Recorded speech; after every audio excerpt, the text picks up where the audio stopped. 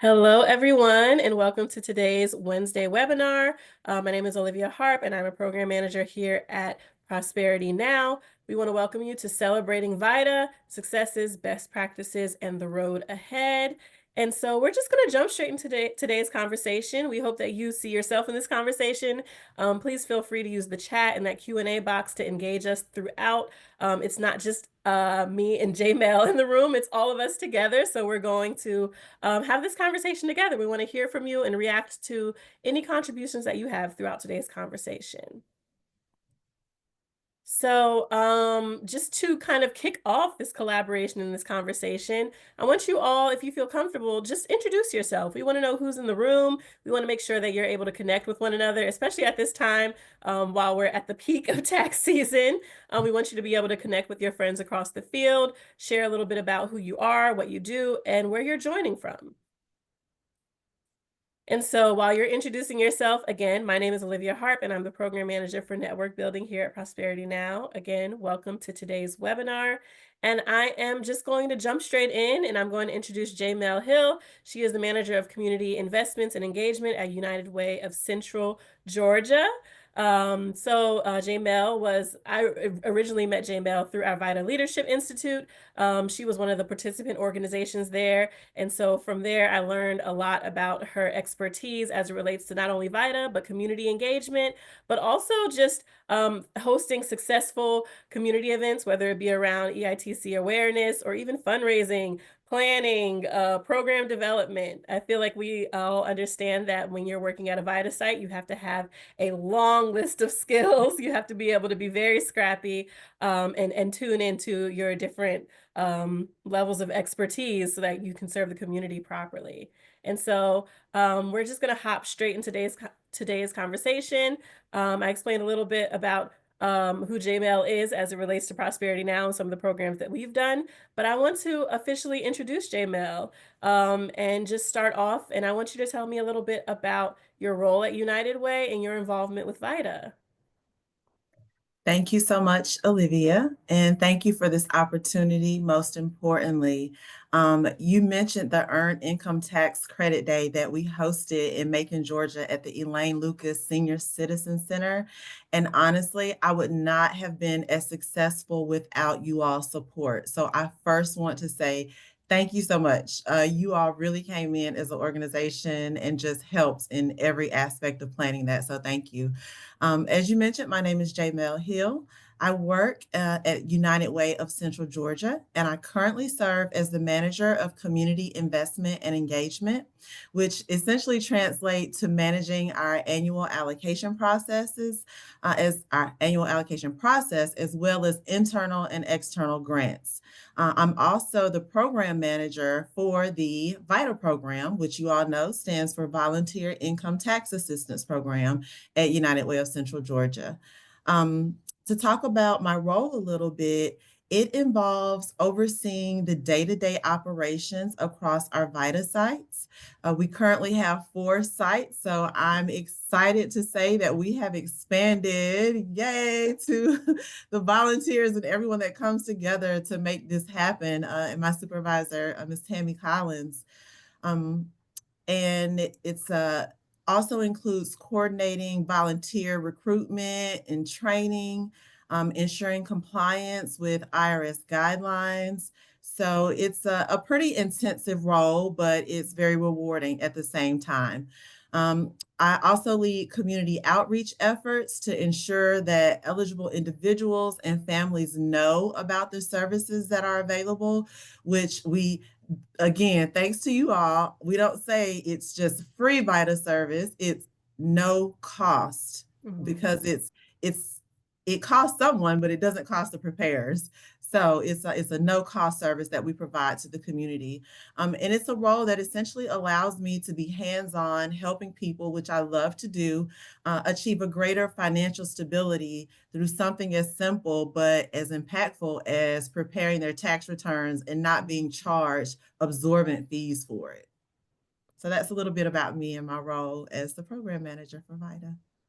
Yeah, absolutely. And as you know from our different cohort calls, I'm going to go off the script a little bit, and I'm also going to invite people in the audience to respond in the Q&A box. But can you tell us a little bit about what brought you to VITA, and not just what brought you to VITA, but what keeps you at VITA? Because we know it's a it requires a very strong commitment, and a very strong commitment to the community. So I'd like to learn a little bit more about your passions and motivation behind it. Absolutely. So, how even came on the radar of United Way of Central Georgia is someone did a study, and they presented from Prosperity Now, and they presented that essentially was a lot of money being left on the table that was not being claimed in earned income tax credit. Mm, And when our CEO, George McCandless, learned this information, he was like, okay, well, what can we do to help? Because essentially what United Way of Central Georgia, our goal is to help families become more financially stable right now. We have a focus on ALICE families, which stands for Asset Limited, Income Constrained, and Employed. So those families that work every day but still can't seem to make ends meet. mm, And you ask, what is my passion? I've been there, right? I graduated from Howard University. I graduated from Mercer University with a master's in public health, but I couldn't find gainful employment. And mm, so to know that, that there are organizations, that there are people that are willing to help you navigate those tumultuous waters, it's it's a it's near and dear to my heart, right? mm, Because sometimes people just not only they don't need a handout, sometimes they need a hand to help move up. And so to be that in the community, it's very rewarding. And yeah. I have clients who say, I didn't even get a return, but yet I was still expected to pay to get my taxes prepared. So to be able to alleviate that burden for them, you have families who are looking forward to that tax refund so that they can catch up on the bills. Again, to be able to allow them to get all of their refund back so that their families can have a little help to get them through the rest of the year. I'm a civil servant called to help, and I'm thankful to be in the role. So I keep Mm. coming back, and we keep growing and expanding. So it's good.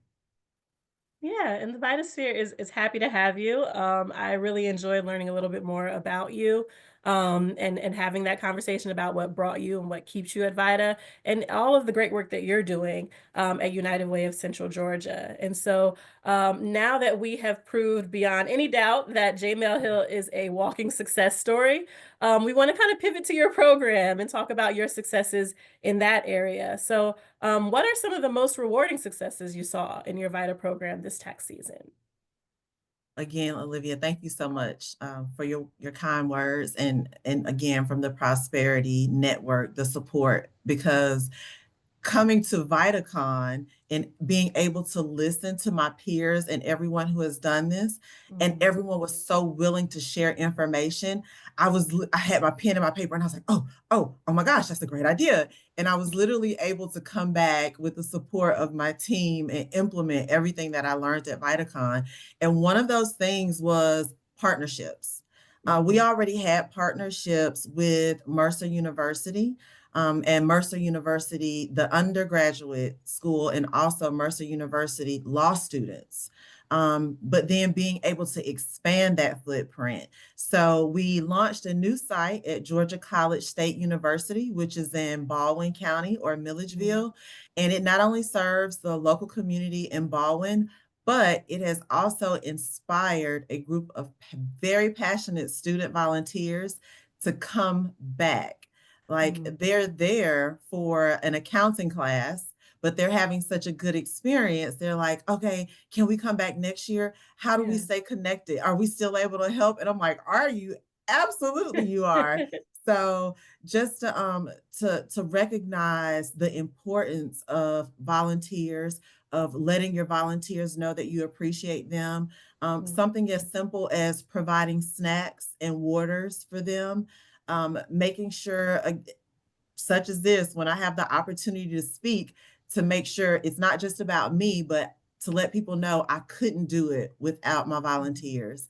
I have other volunteers who have been doing this for 20, 30 years. So to have their expertise, it's a group of us coming together to make a impact in the community.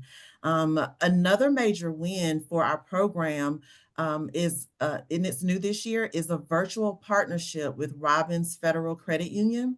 Okay. Their accounting staff serves as virtual quality reviewers, and they support our Mercer Law students in providing tax services to veterans, the elderly, and the low income at the Vector Center in Warner Robins, Georgia. And so, innovative collaborations like this allow us to meet people where they are, whether it be if they're coming on campus or in Baldwin, Milledgeville, or they're coming. To the Vector Center in Warner Robins, utilizing the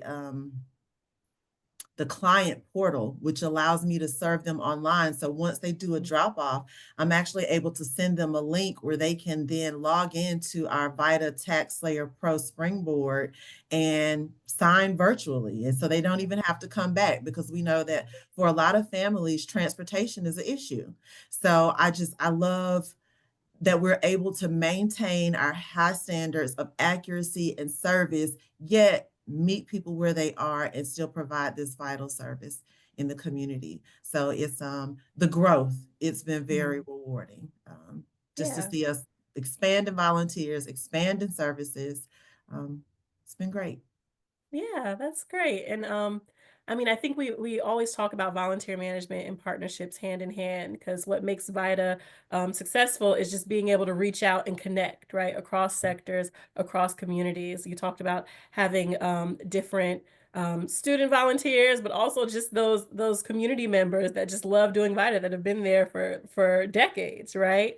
And so we kind of tiptoed a little bit into best practices. We always hear, especially when we talk about student volunteers, have snacks. Like snacks will take you a very long way. But are there any other best practices that come to mind as you think about what makes your VITA program a success? And I want you to also feel free to share just like perspectives or mindset shifts that you had to bring forward this tax season, as we all are navigating shifts in our work and in this field almost every day. Absolutely. So again, I have to give credit where it's due. I learned this from my peers through VitaCon. One of the most effective strategies that I've been able to implement is a centralized tracking sheet that allows us to manage on-site and remote preparation. Because sometimes we have clients that come in and they may say, oh, well, oh, I forgot I have another form, or oh, I forgot. And so being able to track those clients and know, okay, they're in the system, but we didn't, there it shows up that we have not yet filed or submitted their taxes. It says, still being prepared. So being able to keep up with them, know who's been at the site, know who signed, go back and look and see if we have any rejections or any issues due to PIN numbers. People will receive that letter from the IRS that says you have a PIN, and then it's tax season and they're Mhm. like, oh, that's what I needed that for? Yes. Can you please go home and bring that back? Mhm. Or another one was the ACA and the Affordable Care Act. That mean that a lot of, I'm going to do my jargon here. There was a lot of 1095A forms that people did not bring in. So again, if you don't bring in that 1095A form, that's a rejection, because the systems speak to one another. And so it's, again, being able to track that and just stay on top of everything.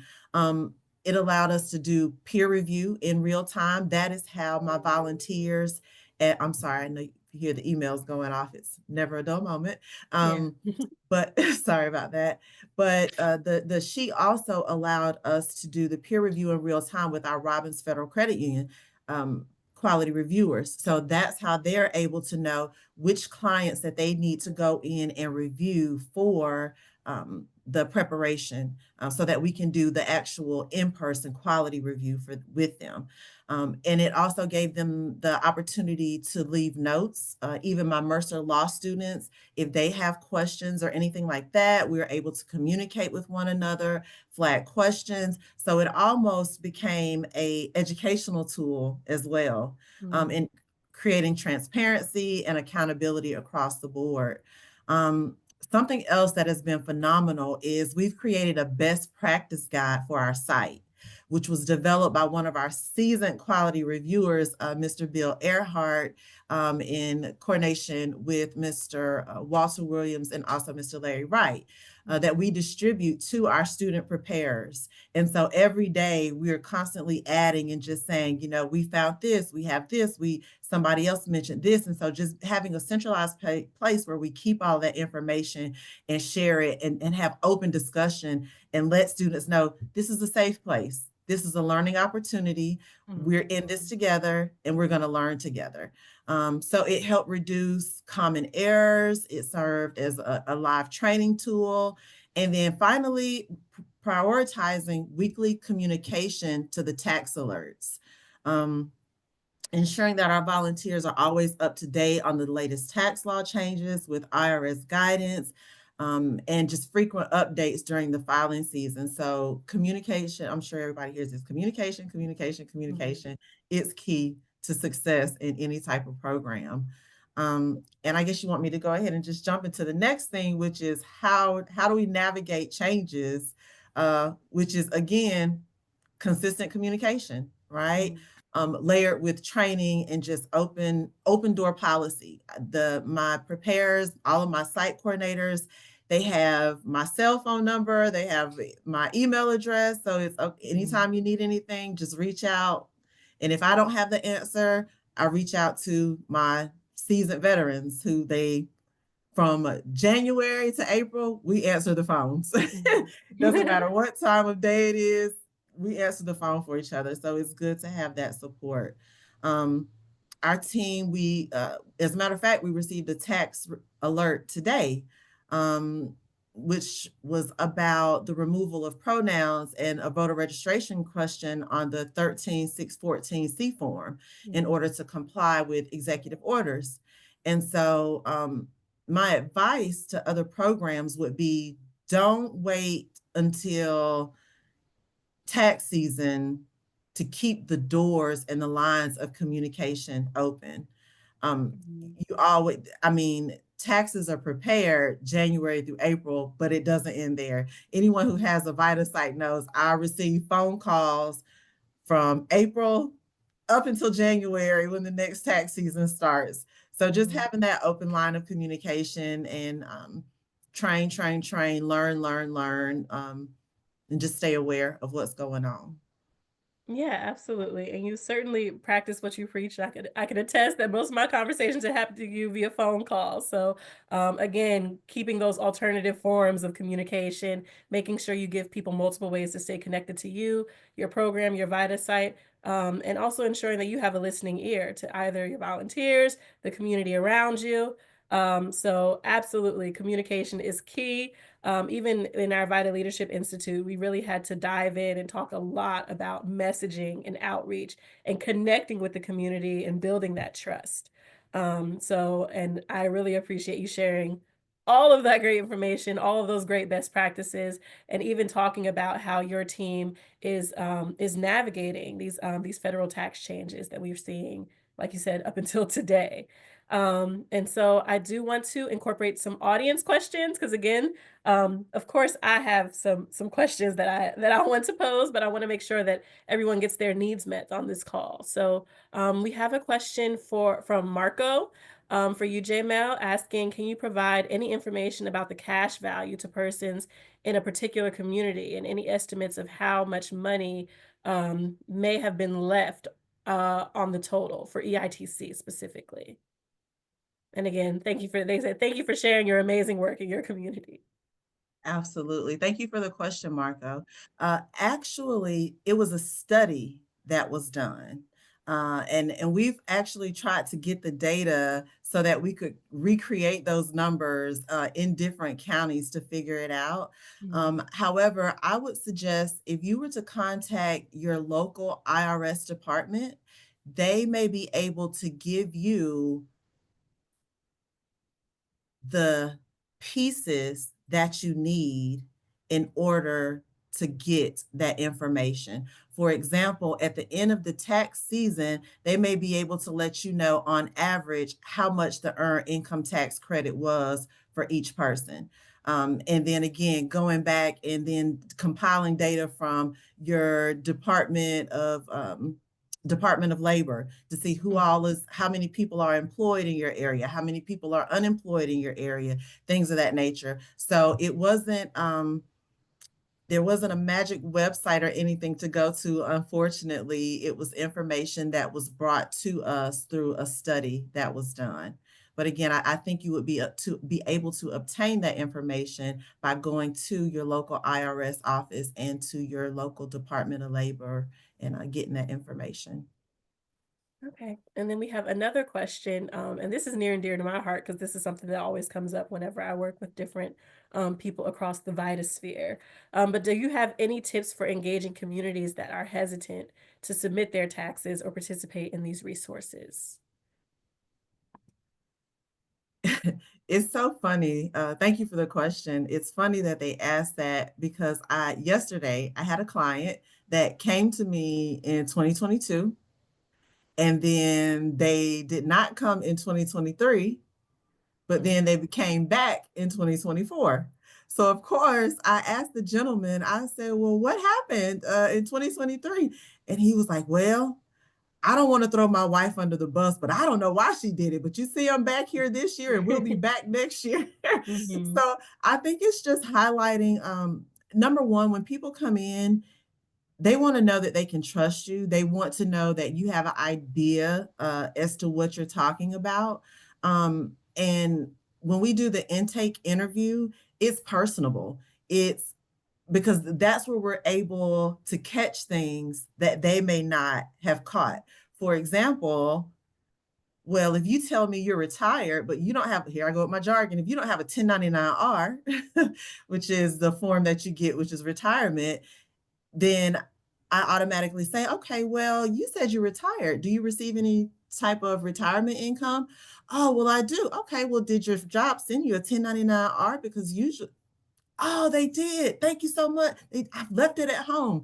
And so just being knowledgeable of the service that you're actually providing.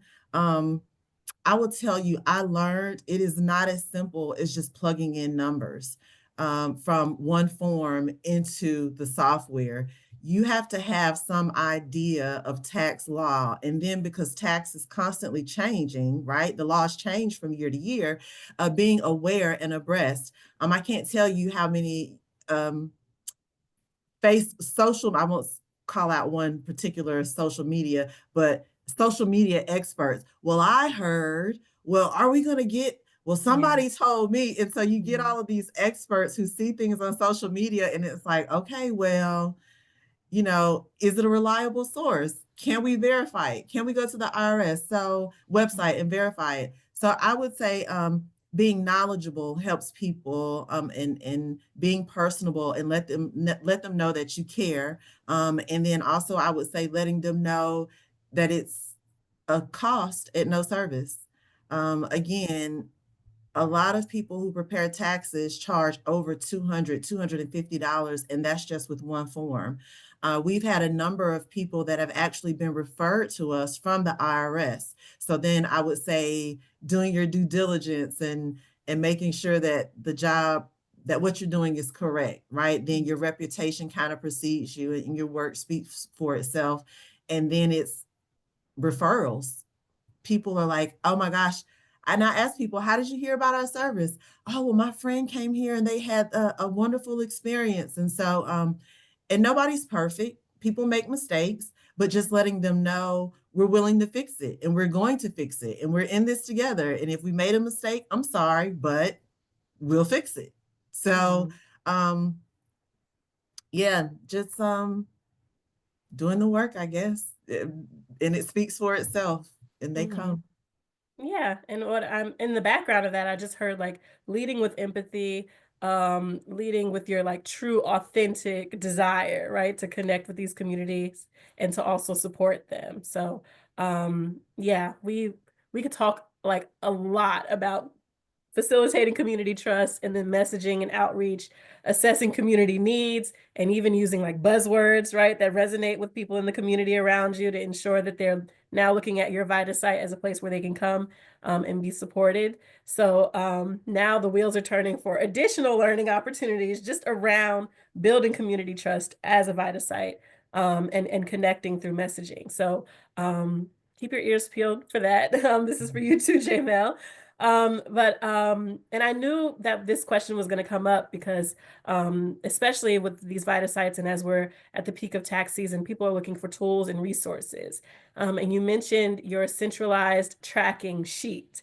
Can you share a little bit about the information that you use, the information that you track using that sheet, or any tips or tricks for people who want to implement a similar tool? Absolutely. Look, let me pull my sheet up right now. I keep it up. It doesn't close during Mhm. VITA season. But essentially, I put so number one, it's a protected sheet. You have to keep people's personal information protected. It's not open, and everyone does not have access to the sheet. So it's important to mention that first and foremost. And essentially, what I put on the sheet is the client's last name and the last four digits of their social security number. I also put their phone number, and that's it.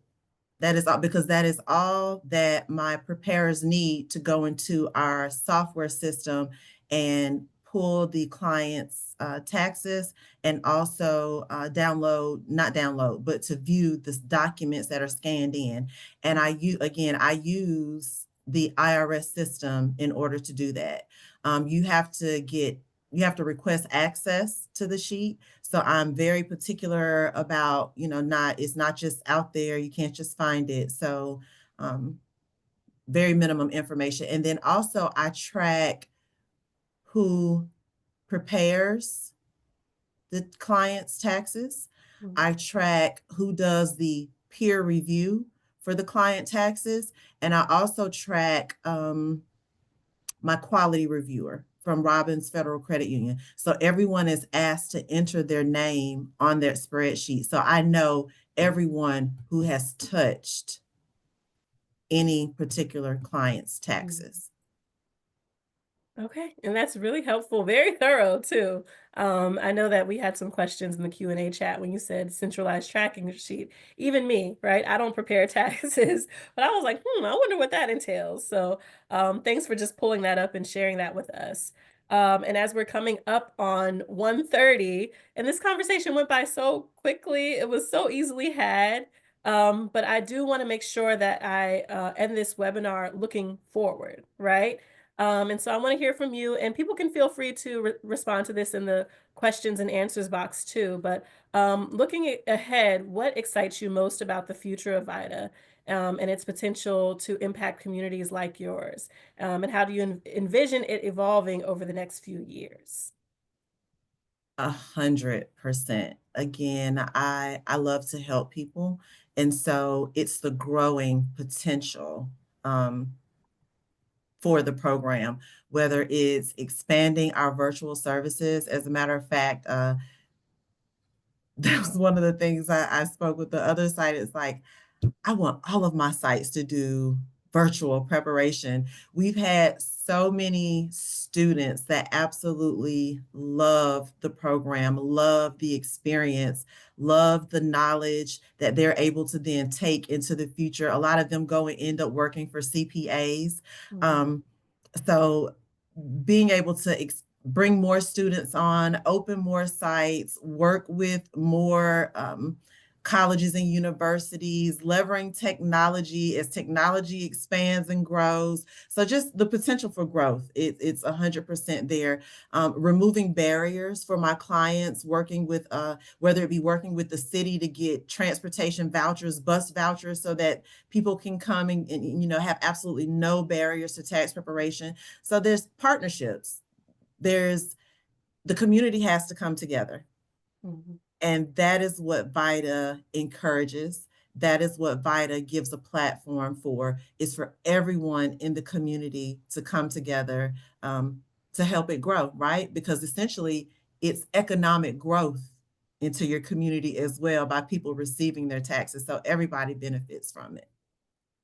Yeah, absolutely. And thank you for leaving us on that like inspirational asset-based approach. I know right now as we're navigating these different changes every single day as it relates to our work and policies and things of that nature, I think going back to the drawing board and focusing on what works, what's available to us right now, and the vision that we have for this field and for our communities in the future, I think that's a really great perspective to apply not only to this field but all of our community facing programs and efforts. So, JaMelle, I want to thank you so much for being on today's webinar and sharing your wealth of knowledge, your expertise, and some really great tips, tools, resources, all of those things that people can take back to apply at their different VITA sites. And I want to thank you all for coming to attend today's Wednesday webinar. And we look forward to seeing you at more learning opportunities. Thank you so Thanks. much. It was a pleasure. It was a pleasure. Thank you. Have a great afternoon. You as well. Goodbye.